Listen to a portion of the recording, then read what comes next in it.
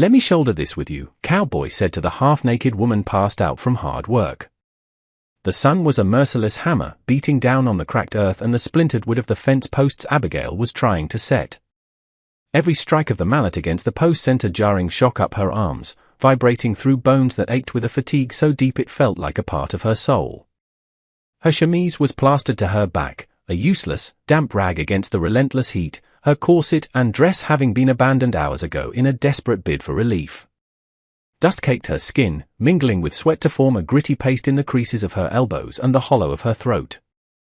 She had inherited this land, this sprawling, unforgiving patch of Wyoming, when her husband, John, had been taken by a fever 6 months prior. He had left her with a mountain of debt, a herd of cattle threatening to wander through the broken fences, and the crushing weight of his unfulfilled dreams. She refused to let them die.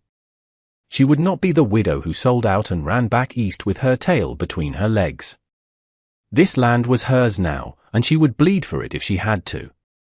The horizon shimmered, a watery illusion that made the distant mountains dance. A wave of dizziness washed over her, blurring the sharp edges of the world into a soft, humming haze. Her head pounded in rhythm with the mallet's impacts. Just one more post, she told herself, her mantra for the past week. Just one more.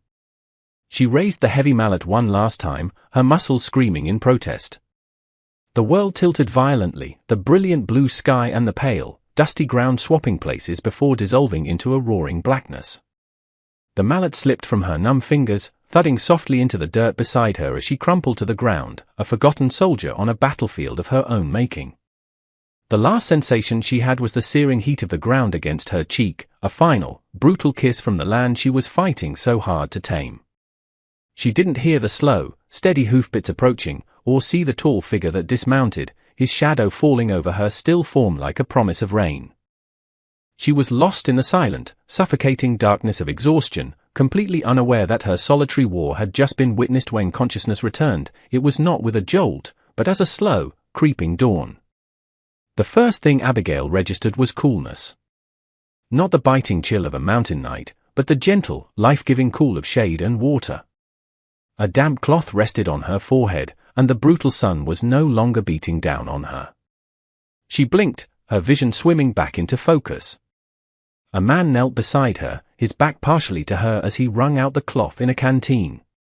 He was broad-shouldered, dressed in dusty, well-worn clothes that spoke of a long time on the trail. His movements were deliberate, economical, with no wasted motion. She tried to sit up, a gasp escaping her lips as every muscle protested. The man turned at the sound.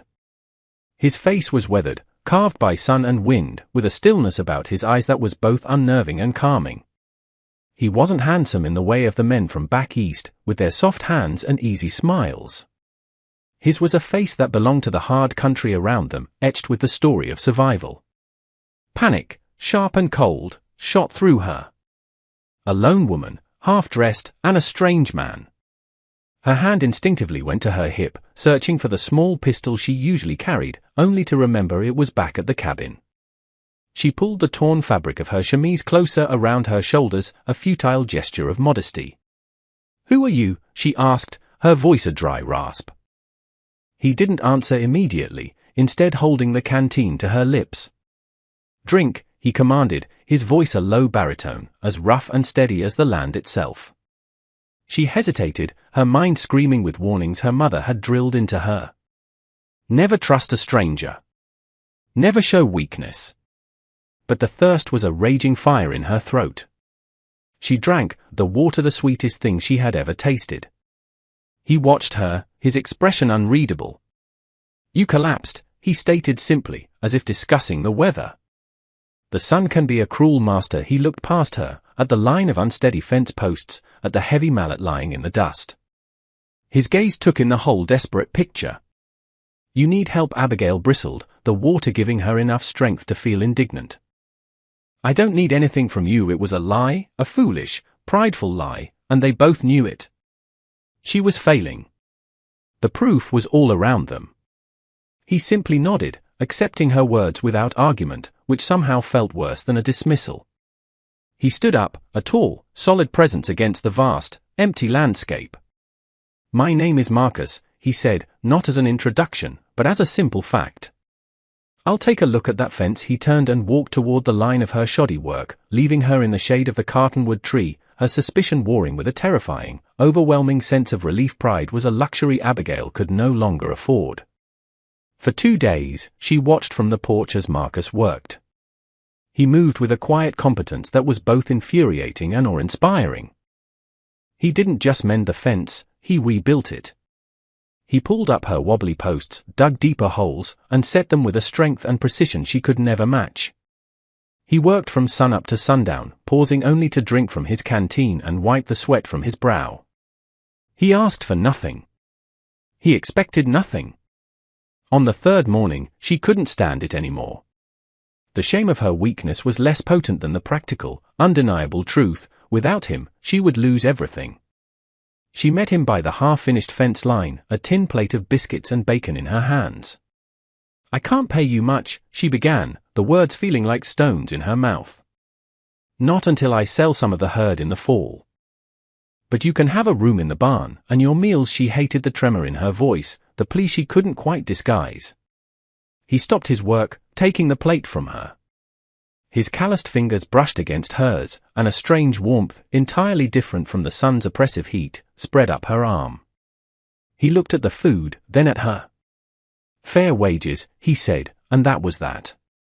The agreement was sealed, not with a handshake, but with a shared plate of biscuits under the wide Wyoming sky.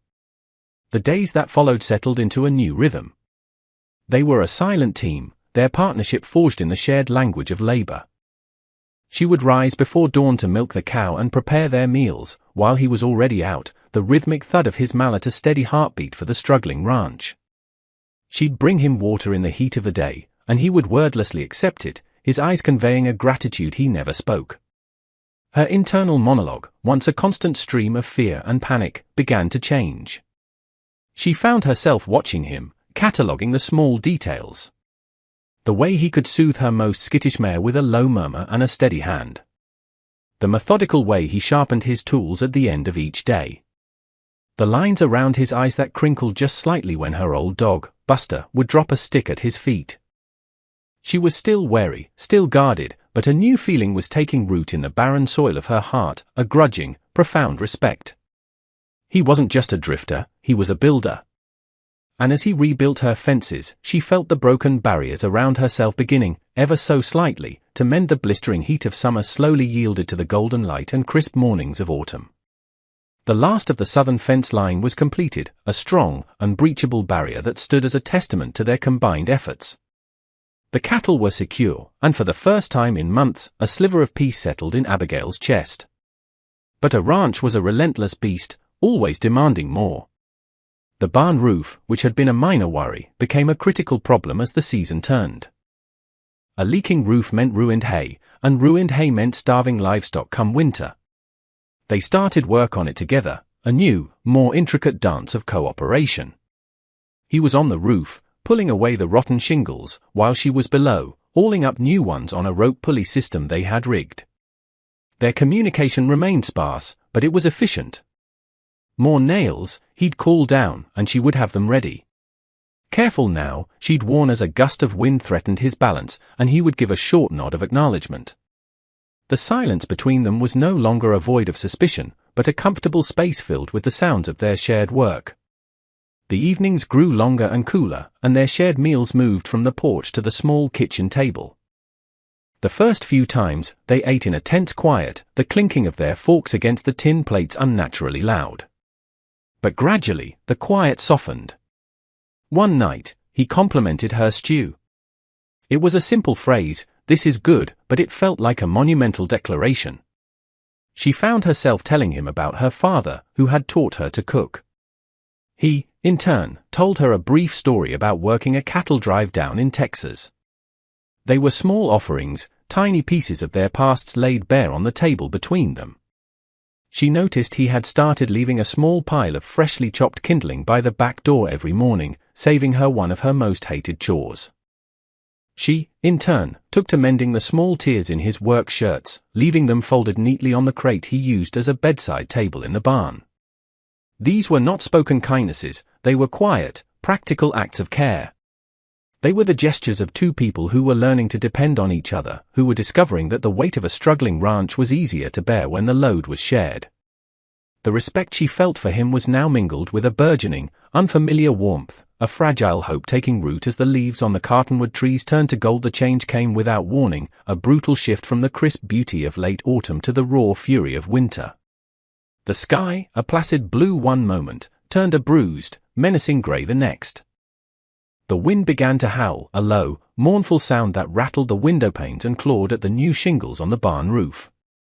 Marcus was out checking on a newborn calf and its mother when the first flakes began to fall, not the gentle, drifting snow of a peaceful winter's day, but a hard, stinging sleet driven by a gale-force wind.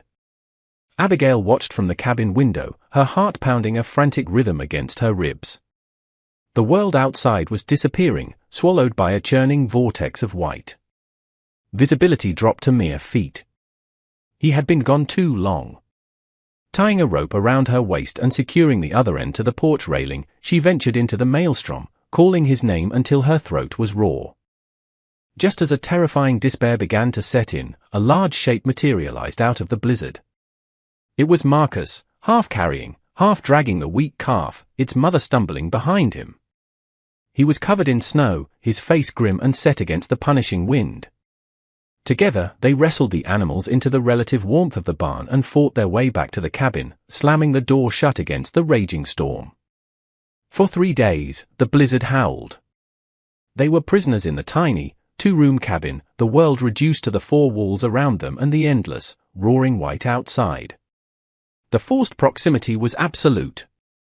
There was no work to be done, no fences to mend, no escape from each other's presence. The first day was tense, the small space crackling with an unspoken energy. But as the storm raged on, their defenses began to crumble. They huddled by the fire, the only source of light and warmth. To fill the oppressive silence, they began to talk. Truly talk. He told her about his family, a wife and son lost to cholera on the Oregon Trail years ago, a tragedy that had untethered him and set him adrift. He spoke of it with a flat, emotionless tone that was more heartbreaking than any tears. Abigail, in turn, spoke of John, of their shared dreams for this land, but also of her secret fear that she was not strong enough to see it through alone. In the flickering firelight, isolated from the rest-off world, they were no longer just a widow and a drifter. They were Abigail and Marcus, 2 lonely souls sharing their scars, their vulnerabilities laid bare by the honesty that only a raging storm and a shared, precarious survival could evoke. The world was born anew in silence and blinding white. When Abigail awoke on the 4th morning, the roaring wind had ceased, replaced by a profound, muffled stillness. The blizzard had passed. She looked out the window to a landscape transformed, every harsh line and jagged edge softened and smoothed by a thick, pristine blanket of snow. It was beautiful and daunting. Marcus was already awake, stoking the embers in the fireplace. He turned as she approached, and the look that passed between them was different. The storm had broken something open, scouring away the last remnants of formality and caution. The secrets they had shared in the firelight now hung in the quiet air between them, a new, invisible thread connecting them. "We should check the livestock," he said, his voice softer than she was used to. They bundled up and stepped outside, the cold air a sharp, clean shock after days spent indoors. The snow was waist-deep in places, and he walked ahead, forging a path for her to follow. In the barn, they found a scene of quiet survival. The animals were safe, huddled together for warmth. But in a far corner, the calf they had saved was shivering violently, its mother nudging it with a worried nose. Without a word, Marcus scooped the small animal into his arms. Its legs were like ice. "It won't make it out here," he said, his voice tight with concern. He carried the calf back to the cabin, Abigail hurrying behind him. He laid it on a pile of old blankets she'd spread before the hearth, and began to rub its frail body with a rough burlap sack, trying to stimulate circulation. Abigail watched him, her heart aching with a strange, powerful emotion. She saw in that moment the man he truly was, not just the stoic, competent worker, but a protector, a man with a deep well of gentleness he kept hidden beneath a rough exterior. He murmured soft, encouraging words to the animal, his large, calloused hand surprisingly tender. She knelt beside him, adding her own warmth and touch to the effort. As they worked together, side by side, to save this one fragile life, Abigail knew with absolute certainty that the last of her walls had crumbled into dust. The practical arrangement was long gone, replaced by a bond forged in hardship, sealed in crisis, and now, finally, acknowledged in the quiet intimacy of a shared, gentle act.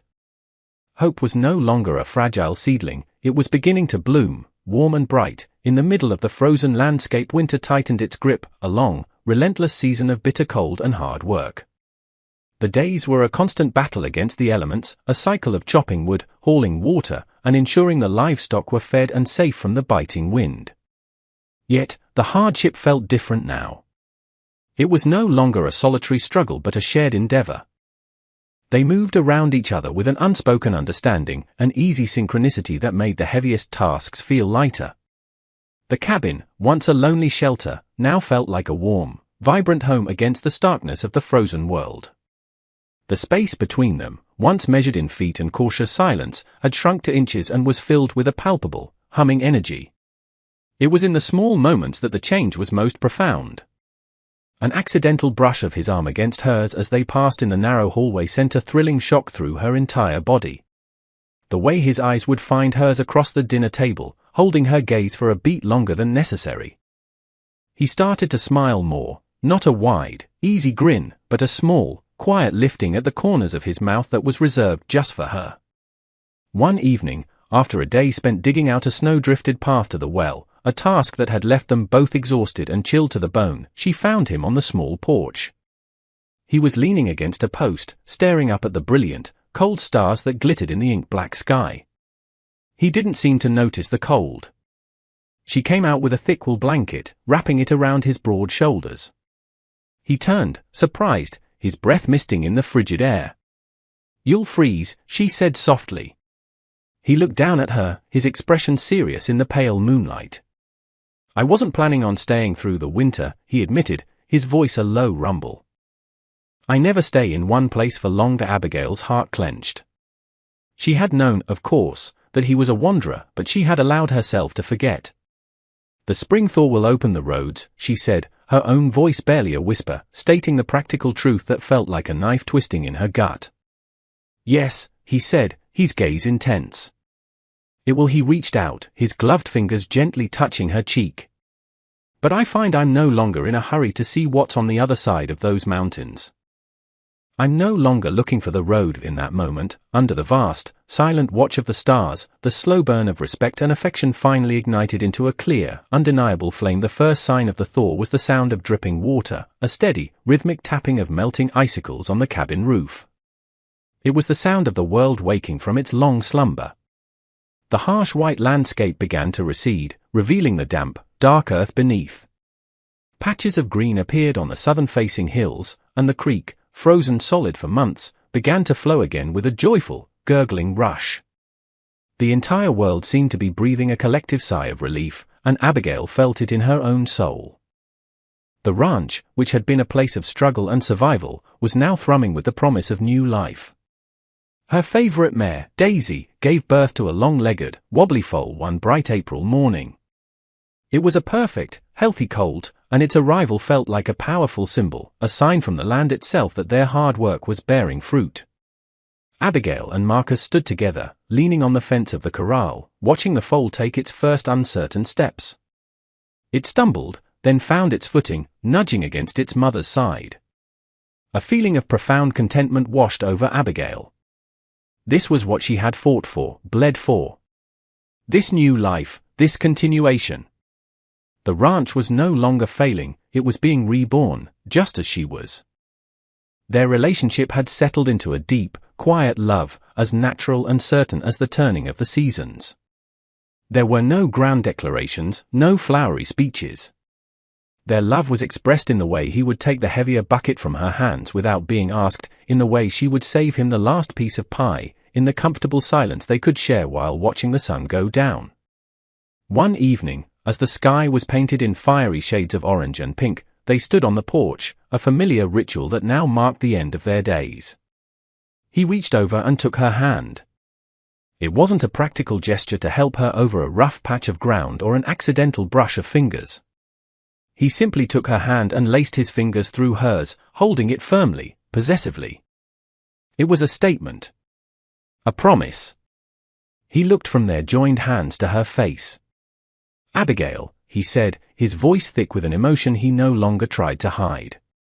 "This place, this life, it feels like home." Tears welled in her eyes, tears of joy and relief. "It wasn't," she confessed softly, squeezing his hand. "It was just a piece of land I was afraid to lose." "It's only home because you're here." The sun dipped below the horizon, casting them in the soft glow of twilight, two solitary figures who had found their whole world in each other. Their commitment to one another was not forged in a church or marked by a ring, but in the daily act of building a life from the ground up. The promise they made was not one of words, but of action. It was in the seeds they planted together in the newly tilled garden, their hands digging into the same rich soil. It was in the plans they drew in the dirt with a stick, mapping out a new pasture or an extension to the barn. It was in the shared belief that their future was not a terrifying, uncertain thing to be faced alone, but a hopeful landscape to be explored together. The ranch thrived under their joint care. The profits from the cattle sale in the fall were enough to clear the last of John's debts and purchase a new bull to improve the herd.